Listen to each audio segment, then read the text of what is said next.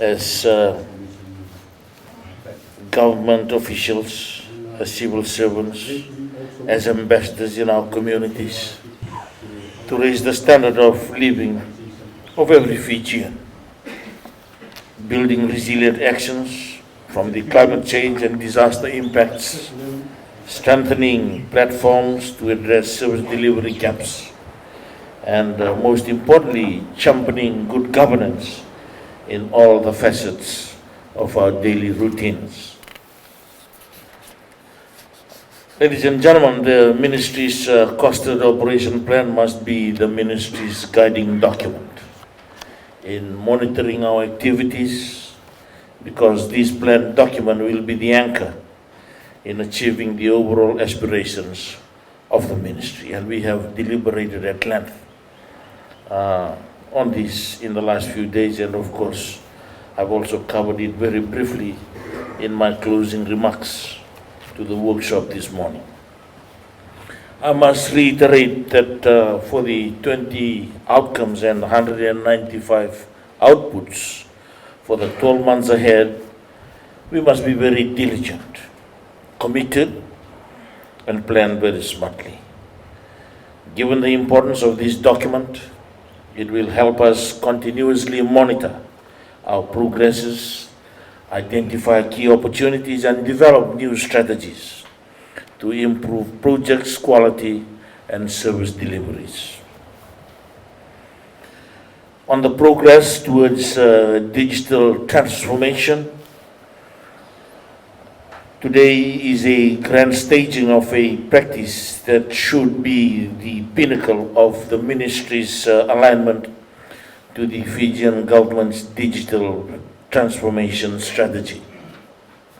Fiji's digital change has been embraced as an innovative solution to improve productivity, providing quicker processing timeframes, ability to drive database insights, and encourages more collaboration and improved communications.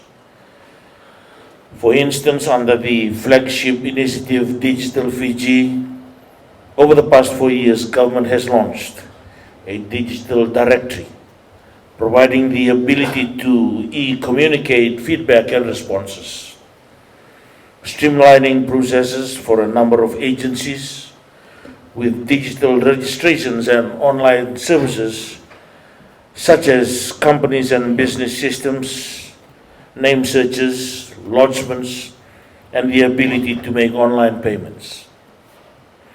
Ladies and gentlemen, today we are in the era of digital transformation because technology has infused every aspect of our daily lives.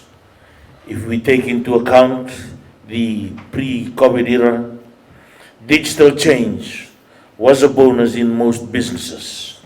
However, with the impact of the COVID-19 crisis, there was an unprecedented growth that occurred in the digital sector. The launching of the two ministries' online software applications today supports the government's vision on digital transformation. This would allow the ministry to improve its internal processes and efficiency, providing online government service platforms to speed up approval processes, registration, and streamline other services. This online application will also increase community confidence, providing seamless and efficient major government services online of international standards. More importantly, this would provide the catalyst for the digital economy, building capacity and competency to improve work processes, productivity, and service delivery. Today we will witness how the use of technology will elevate the ministry's operations to another level. On the Cascade application, ladies and gentlemen, when we launched the ministry's 10-year strategic development plan late last year, there was a commitment to put in place a proper monitoring and evaluation framework for the ministry. This leads to the ministry to venture into an innovative web-based tool called the Cascade software application. I'm told that this application connects the strategic priorities to the daily activities of the ministry and has the ability to share and collectively track progress of planned activities for each business unit within the ministry. In other words, it is an efficient tool to monitor the activities of the divisional commissioners, divisional planning cells, directors and the managers, and will provide executive management real-time performance assessment of agreed targets. This should eliminate delays in submitting performance reports, and with a click of a button, the executive management team will know where there are bottlenecks and decide on remedial actions or discrete solutions. On the project online application, ladies and gentlemen, digital transformation should become a necessity for all of us as we progress on our new strategic direction. I understand that in February, a COP review workshop, there was a commitment to introduce online processing for the capital expenditure program. Today is another milestone for the ministry. As we launch the new ministry's online application form, which is a step forward to mainstreaming and digitalizing our work for efficient public service delivery. The use of this approach will also provide an indication of the demands for assistance. The information collected will also assist us in preparing packages and proposals for donor funding to complement the annual budgetary allocation received by the Ministry for the capital programs.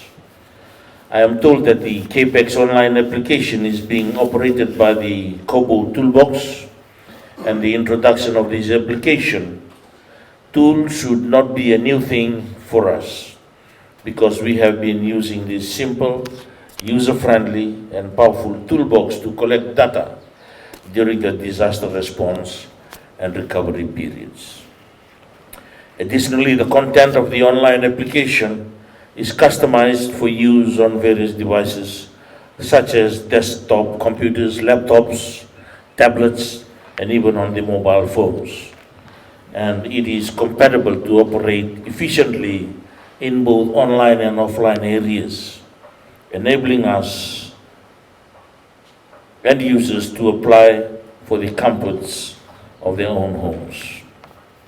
Ladies and gentlemen, I'm pleased that the trainings for all the divisional officers have concluded, and I have no doubt that the issues and matters raised have been resolved. I must emphasize that feedback to applicants should be managed properly and in a timely manner.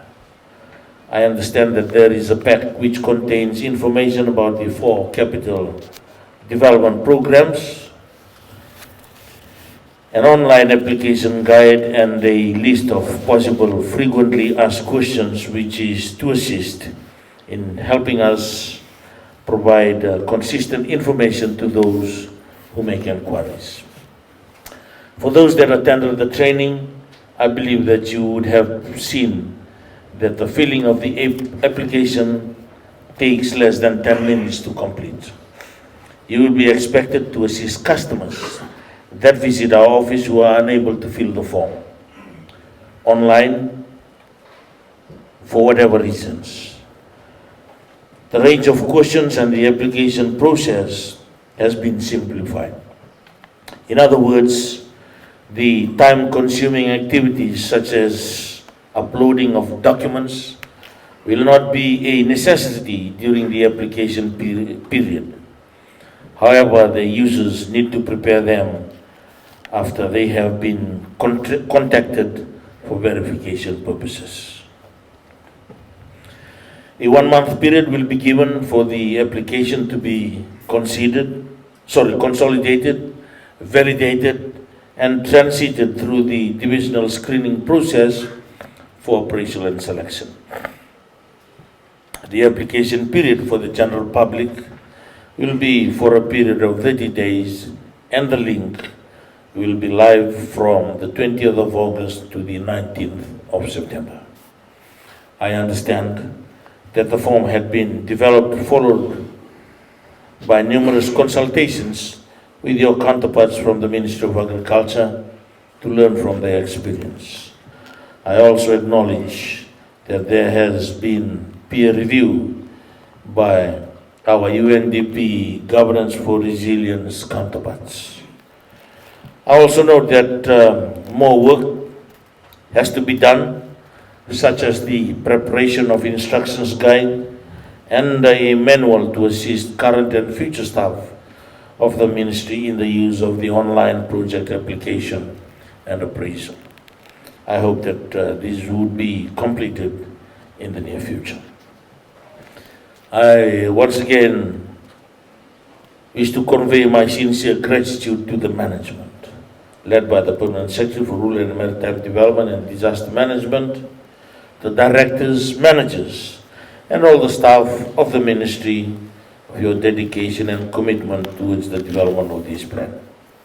With these few words, I have the pleasure in launching our capital expenditure and capital programs online application form, the ministry's monitoring tool called the Cascade application, and the annual costed operational plan. Tailevu, thank you, and God bless the ministry and God bless our Fiji.